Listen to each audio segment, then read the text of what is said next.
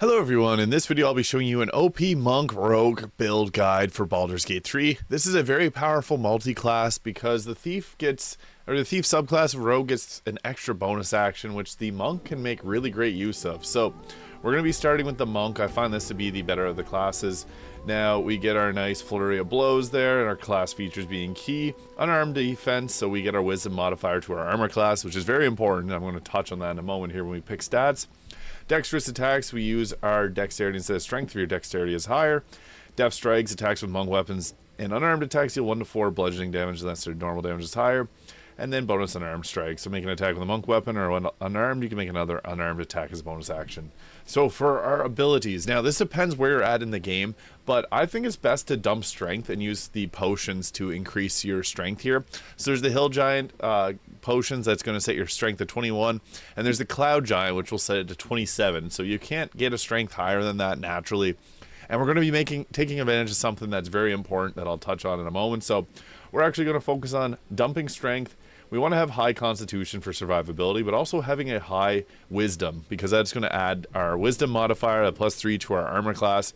And some pieces of gear will also add your wisdom modifier to your attack rolls. So that becomes very powerful. And we're going to keep we want our constitution pretty high as well.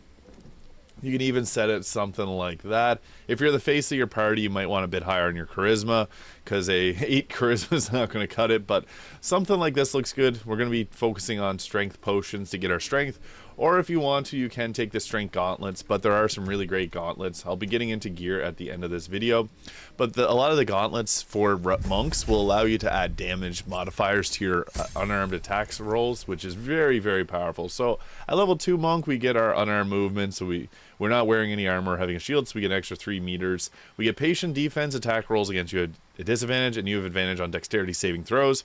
So that's a nice reaction or a key to have. Double your movement speed. Jump no longer requires a bonus action, also very huge. And then also step the wind, disengage. I have an item too that's going to help out with increasing our jump height, which makes this a very crazy build because you're just going to be jumping around everywhere, taking people out. So at monk level 3, we also get our race skill here, but we get to choose of 3 subclasses. There's the Way of the 4 Elements, more so puts things into like a mage perspective. There's the Way of the Shadow, which you would think works really great as a rogue multi-class, but there's way too much overlap with this class to really find it to be useful. Way of the Open Hand is the most powerful monk subclass. The reason being is we get the Flurry of Blows Topple, which is a bonus action, which we can take advantage of the Rogue Thief's extra bonus action. So we're going to be going with something like that. And I find that this can be very powerful. Now, you can go 3 levels monk and then 3 levels of the rogue. That can be a way to go about doing this build. So we're going to do that just for the simplicity's sake. We get the sneak attack and abilities. It's actually better to start as a rogue. I should have mentioned that, because if you start as a rogue, you get extra. You get some extra options here for your skills, so that can be really nice. Having increased perception's usually pretty good. Something like that. And we also get, where is it?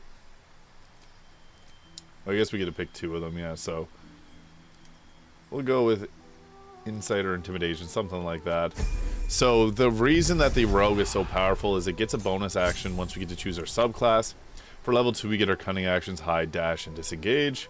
We get a further raise skill for level 5. But this is where the build comes kind of online at, is the Rogue level 3. And the bonus, the subclass we're going to go with is Thief, because we get that bonus action, which is super useful, and we get resistance to falling damage. Assassin is nice, but the Thief bonus action is really what's useful here for dipping 3 levels into Rogue, because we can use that Flurry of Blows twice now, and that just really increases our damage potential per action, or I guess bonus action. Now we're going to go back into the Monk here, and we're going to just leave it at 3 levels of Rogue. We get more key. Slow fall, you gain resistance to falling damage, so same thing as the Rogue. Now for our feat, this is where things get interesting. Tavern Brawler, what this does is when you make an unarmed attack, use an improvised weapon or throw something, your strength modifier is added twice to the damage and attack rolls. So we don't have a strength modifier right now, but with the potions, that's going to be like a +5 or a +7. So that can be nice, adding that twice. And then we're also going to pump up our constitution to get it a nice rounded off 16 there for the +3 to the checks. That's really powerful. Tavern Brawler is crazy. It would be perfect even without the added feats, but we're going to get an extra constitution, which is nice. And again, strength is going to be covered by the potions or your equipment. I think this is one of the best classes to just completely dump strength and use the potions for, because it makes it so much better. Now we get an extra attack at level 5, which is quite useful. Additional key point to fuel your monk techniques. We get stunning strike, which can stun targets. Pretty basic, but the monk gets quite powerful at level 9, so this is really how the build will come together. And the gear options that I got for this build are incredible, so I'll show you those too. We also get an additional key point. Unarmed movement increases, so we got 14.5 meters of movement while not wearing armor. Chi empowered strikes. Your unarmed attacks count as magical for the purposes of overcoming enemies' resistances and immunity to non-magical damage. Now, people don't really talk about this enough, but Chi empowered strikes is powerful because there's a lot of enemies that are going to resist normal physical damage, so we can turn our physical damage into magic damage, deal a lot more damage. So this is just overall increase our DPS. We get manifestation of the body. Your hands sap chi from enemies' bodies. Your unarmed strikes deal an additional 4 to 7 necrotic, 4 to 7 psychic, or 4 to 7 radiant, so very nice. And then we also get wholeness of body. Regain half your chi points and enter a temporary state of wholeness where you regain chi points and have an additional extra bonus action. So there's another bonus action. This gets really crazy. You can take down enemies very easily with this. So getting into monk level 7, we get some more class features here. So evasion. Very, very nice. The rogue gets this and the monk gets it. When a spell or effect would deal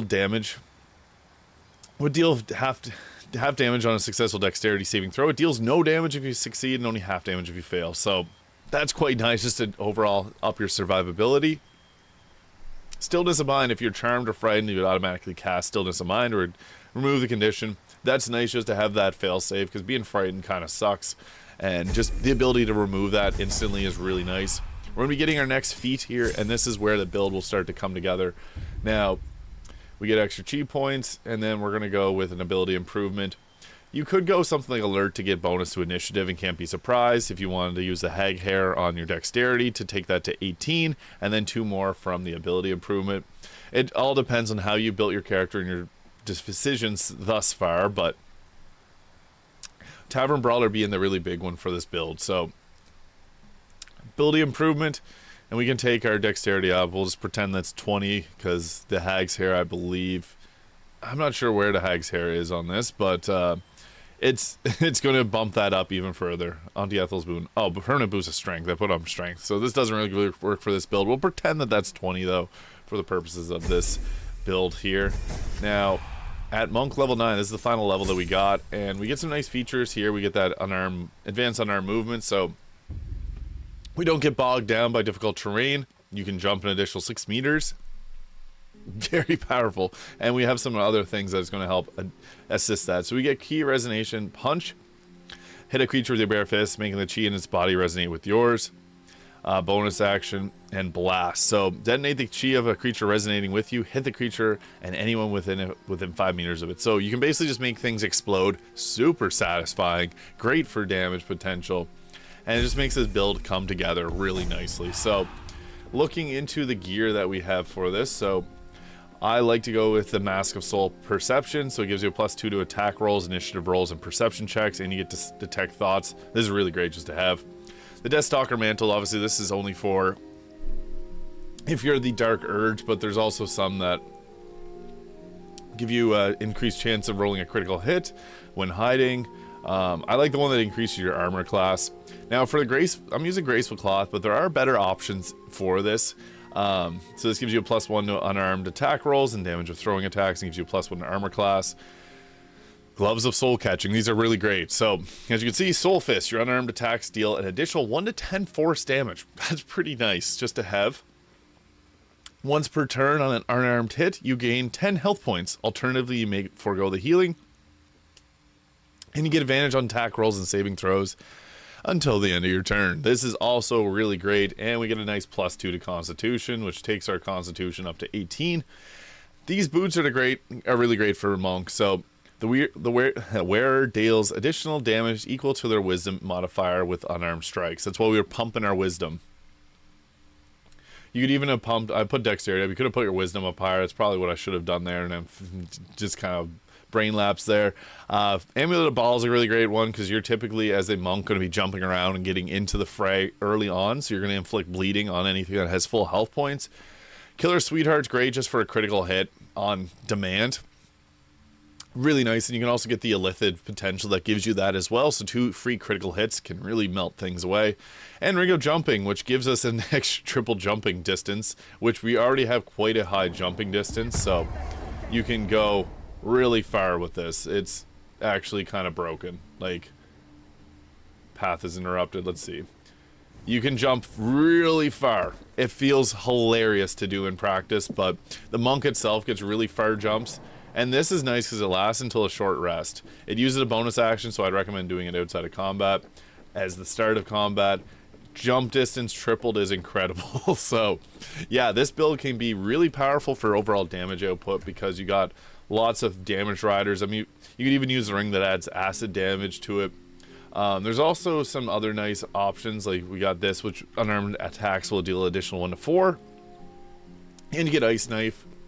It's nice because the monk typically has gear just for it, so you won't be taking gear from your other party members. That's the nicest thing about having a monk on the team, is they are great at dealing damage without taking away from your other teammates, which is super powerful. So there it is, an OP monk build guide with the Thief multi-classed in Baldur's Gate 3. I hope you found this video useful. If you did, please hit that subscribe button below, and I'll see you in the next video.